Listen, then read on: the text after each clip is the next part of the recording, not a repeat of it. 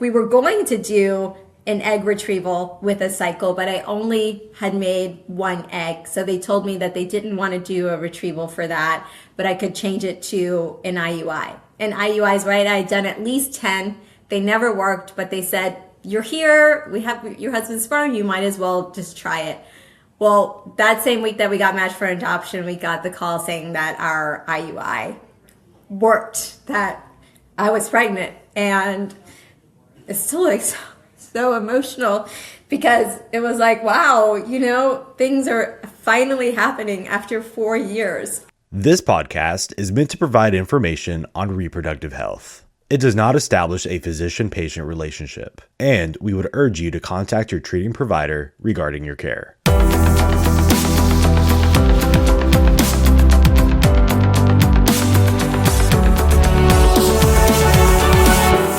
Hi, it's Noorhasan at the Modern Parenthood podcast. And today I'm excited to have Dr. Roxanne Pero with me.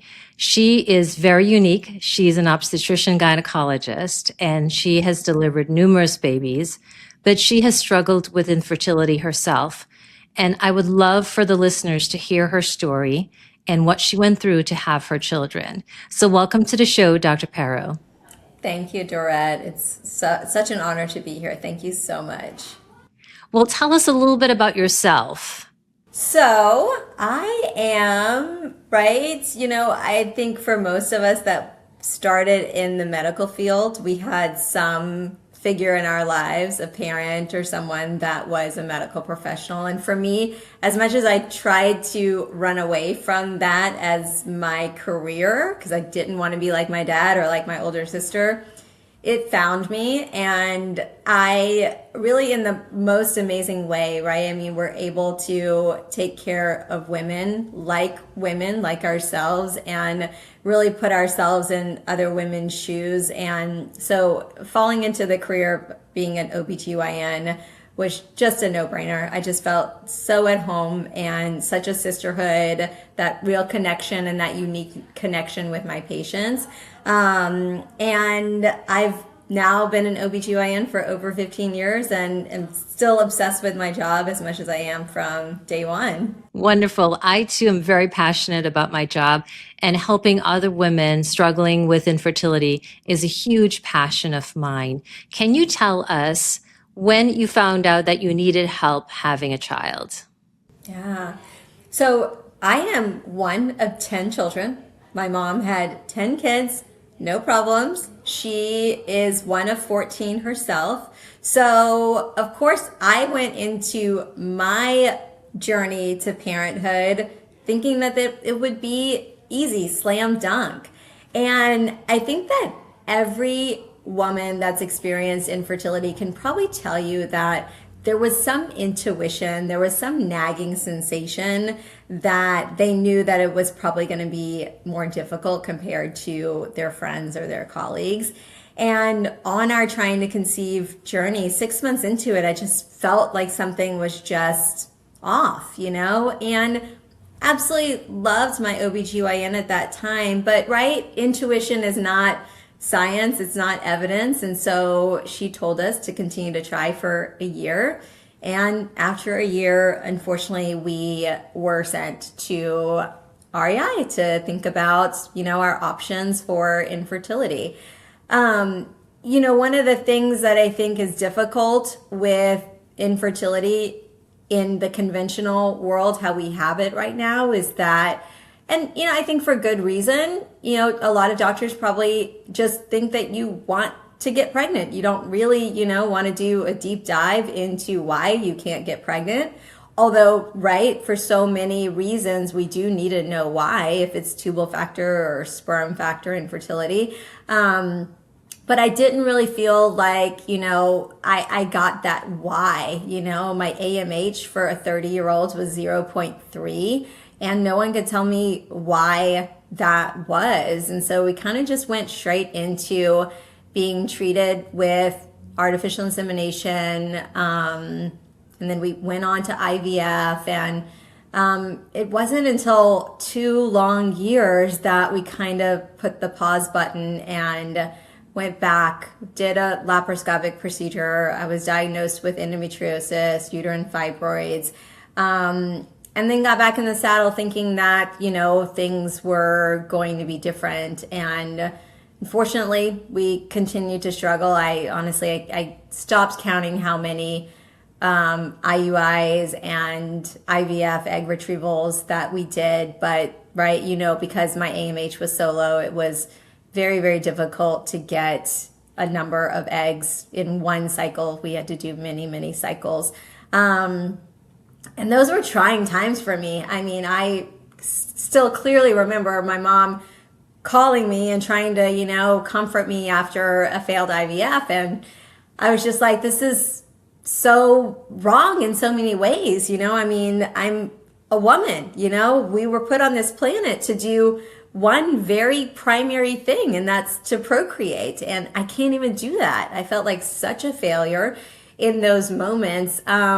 But one of the things that actually kept me going was my job. Like, as ironic as it is, like every time I delivered a baby and had that connection with that patient, I had such a high, and I had such, more determination that would be me one day. And so we continued at it, and we kind of at the 3.5 year mark of infertility, we decided to kind of split the journey, continue on IVF, but do the paperwork for adoption. And so we ended up completing our paperwork for adoption, and less than a month after completing our paperwork, we got a call that we had matched for an adoption. And sweet pregnant lady, she was going to have a baby boy. We were going to name him Gideon. And at literally the same week that we were told that we were matched for an adoption, our IVF office called us and told us that our embryo transfer, actually it wasn't our embryo transfer, because we were going to do an egg retrieval with a cycle, but I only had made one egg. So they told me that they didn't want to do a retrieval for that, but I could change it to an IUI. And IUIs, right, I had done at least 10. They never worked, but they said, you're here, we have your husband's sperm, you might as well just try it. Well, that same week that we got matched for adoption, we got the call saying that our IUI worked, that I was pregnant. And it's still like so emotional, because it was like, wow, things are finally happening after 4 years. And so the adopted baby was going to be born first. We were going to have a baby boy in January of 2015, and then I was going to deliver in July of 2015. So we got the adopted baby's room ready. We got the call that she was in labor. My husband went to go get diapers that morning. And then I still remember sitting on my bed as my husband is outside talking to our social worker. And I just knew that it wasn't good. And he came back in and he said that the adopted mom had decided to keep the baby. And so we weren't going to have that baby come home with us. And it literally felt like a miscarriage, because we had prepared that room. It was just so heartbreaking. But obviously so much solace and comfort in knowing that I was pregnant with our first, who we then named Gideon. And we went on to have a healthy baby boy. It was so beautiful. And we ended up having 2 embryos that we had frozen over the course of 4 years. So we were worried that, those weren't going to be healthy embryos. And so we decided to go back sooner than later to talk to our fertility doctor about whether or not we should go and try to retrieve more eggs or what. And he said, look, you're at that point, I was 37 years old. He's like, you're 37 years old.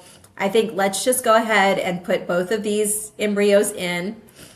I don't really know if one or any of them or either of them are going to take, but you might as well try it, and then we could just start over regardless. And so he transferred both, and they both took, and we ended up, I had like such a healthy twin pregnancy.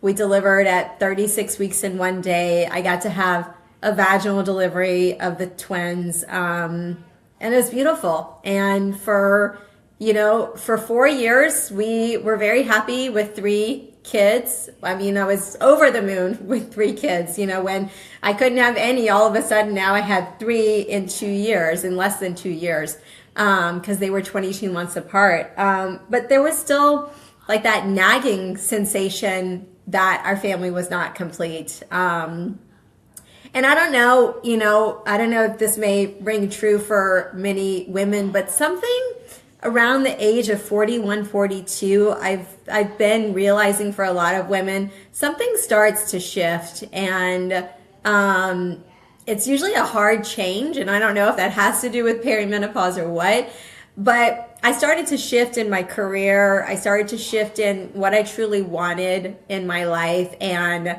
I knew that I wanted to go back to adoption. And so my husband thought we were crazy because we just sold all of our baby stuff. And so he said, okay, we'll go back. And if the same thing happens again, then at least we have that closure. And so this time that process was longer. It ended up being 6 months and then 7 months. And finally, around 8 months, we got a call saying that we had been matched with another pregnant mom. And of course, we were very anxious, excited, but still wanted to be very careful and kind of held on to our emotions to not get too excited. But she did go into labor, and we drove to San Antonio, and we brought Ella home. And that was probably just such words can't even describe how it felt, and we have such a close relationship with Ella and her birth family now that I just don't know how it would have ever happened that we would be happy in any other situation. And you kind of look back on those experiences, and as awful as it is for someone to say maybe this is happening for a reason, it really did in our situation. Everything worked out so beautifully and so harmoniously. Things just fell into place, and I finally was able to reflect back and see why this happened when it happened. And I'm just so thankful for my family. And I always tell patients when they come to see me and they're struggling with infertility, it's just like, think about changing your idea of what it means to be a mom, because in none of my 4 children did I have a natural, way of becoming a mom. Yet I am a mom just like any other woman that, had her child naturally, conceived naturally, or, birthed her child herself. And that's what matters. At the end of the day, it doesn't matter how you get there. It just matters that you are now a mom. You brought up so many important points, and thank you so much for sharing your story.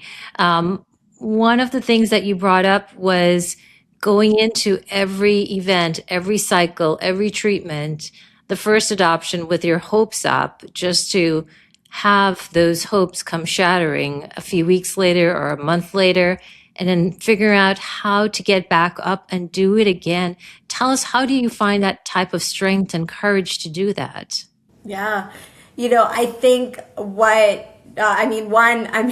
remember in residency, the first time I'd ever heard this word was when my staff had said in my review that I was the most headstrong resident he'd ever met. And I went back and I told my dad that, thinking that was something to be proud of. And he was like, that just means you're hard-headed and you're stubborn. And so maybe it didn't serve me well in some points, but I was hard-headed and stubborn about this. And again, as ironic as it was, it truly was my patients and that experience that they let me in to experience with them. I mean, so many times I hear, oh, well, I would never go to a male doctor because he's never delivered a baby. He's never been pregnant before. He's never had a delivery. He's never had to breastfeed. But that was me. That was women trusting me when I couldn't do that on my own. I didn't have that shared experience to have with them. And that meant so much. And that truly, was the light that kept me going. And again, reflecting back on it too, just when I counsel patients now, it's just like, take every little positive and hold it tight. I think there's so much in that infertility journey that you want to just focus on the negatives, or yes, you didn't get pregnant this cycle, but did you ovulate? Was your luteal phase longer? Did you, was your progesterone levels higher? Did you respond better? Did you have higher egg retrieval? So much that you can take and stay positive and stay hopeful. And we know that hope, that positivity significantly impacts the outcomes of your fertility cycles. I love that, seeing the glass half full.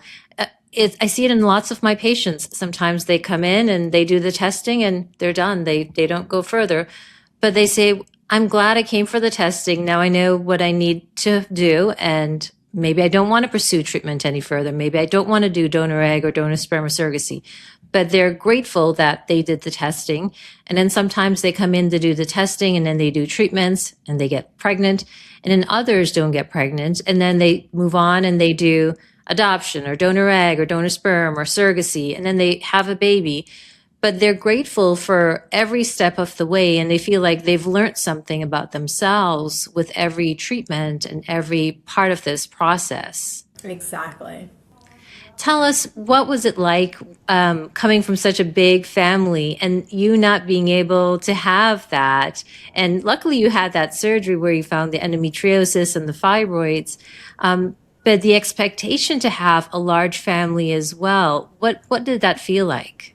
Oh, it was like a dagger in my knife, a dagger in my heart, it felt like, and, I think that's a testament to the things that kind of get left unsaid in family discussions and family history. Everyone knows that, I'm one of 10, but what do they not know? They don't know that, and something I didn't know as I started my journey, that more than one of my aunts has endometriosis and has fibroids. And we know that, percentage risk with a first degree relatives is so high if you're having symptoms of endometriosis, like heavy or painful periods, pain with sex. And as well, those are things that, right, just we get so deconditioned to think that that's normal, and that we need to just suck it up and move on. But yeah, to understand that for better or for worse, genetics doesn't always mean that that is what's going to happen to you. But yeah, that was for sure difficult. And so now I kind of, again, I'm a little competitive. So now I have more children than any of my other 9 brothers and sisters. So I'm really proud of that. That's fantastic. Tell us, how are your 3 older kids? How do they interact with their younger sibling? Oh my gosh, it's beautiful. It's such a beautiful thing. And, it's hard for them. I think, we make it more complicated, with trying to explain things to them. But, Ella is their sister. They are even a little bit jealous of Ella because she has 3 sets of grandparents, and, she gets more presents at, Christmas and birthdays, and all they see is, the extra love and family that she has through her birth family. But yeah, no different. And it's truly amazing to see that, that innocence and that big love that children possess. So wonderful. And you became a parent through IUI, IVF with embryo transfer, adoption, and you're absolutely right. How you become a parent doesn't matter as long as you give that child love and support and you're good to that child. That's what parenting is. And for me, I explored donor egg. I explored donor sperm at one point in time. Eventually we used our own my husband and my egg and sperm, but we eventually did surrogacy, and that's how we have our only child. And it's wonderful being a parent. It's a great experience. And how we went about becoming a parent, that was the path that was right for us. And that was the path that we had to take. And being a parent, no matter how you go about doing it, is as long as you're good to that child, that's all that matters. That's right, 100%. Thank you, everyone, for listening. And I want to thank Dr. Pero for sharing her amazing story with us. If you want to hear more amazing stories and learn everything about fertility, please follow, like, and subscribe. You do not want to miss another episode.